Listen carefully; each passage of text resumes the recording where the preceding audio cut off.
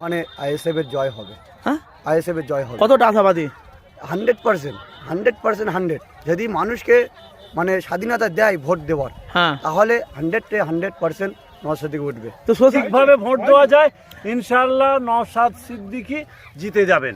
হ্যাঁ নওশাদ সিদ্দিকী দেখতে পাচ্ছি তো সবাই তো বলছে আইএসএফ এর সব বিনা ভোটার 14-15 বছর বয়স নিয়ে খালি নওশাদকে নিয়ে খালি খামোখা হো হো করছে। ওদের ভোটের ছবি হয়নি, আর যাদেরই ভোটের ছবি হয়েছে তারা তৃণমূলকে চাইছে। এই তো মানে আইএসএফ এর জয় হবে। হ্যাঁ, আইএসএফ এর জয় হবে কতটা আশাবাদী?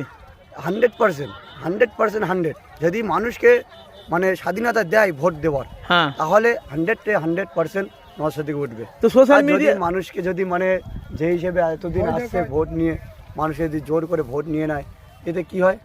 তাহলে টিএমসি যেভাবে আসতে পারে। কিন্তু আমি যদি- দেখতে পাচ্ছি তো সবাই তো বলছে আইএসএফ এর সব বিনা ভোটার 14-15 বছর বয়স নিয়ে খালি নওশাদকে নিয়ে খালি খামোখা হো হো করছে।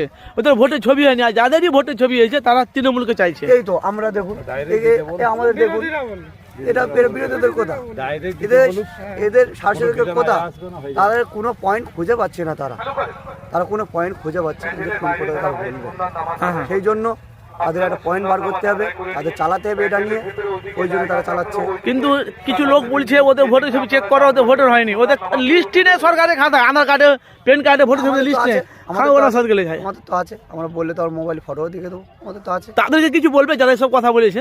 তাদেরকে কি বলবো? তাদের চোখ নেই তো, তাদের একটা কথা বলতে হবে, তাদের ব্যবসা বন্ধ হয়ে যাবে, তাদের ব্যবসা চালাতে হবে, ব্যবসা চালাতে গেলে অনেক কিছু করতে ব্যবসা হবে। করে খাচ্ছে, ব্যবসাটা করতে দিন। তো সেই হিসেবেই তারা বলছে আসলে কিন্তু ভোট তারা বাবা না পায়ের নিচে থেকে মাটি সরে গেলে যেটা হয় মুখে লাপাচ্ছে, বুঝতে পারছেন?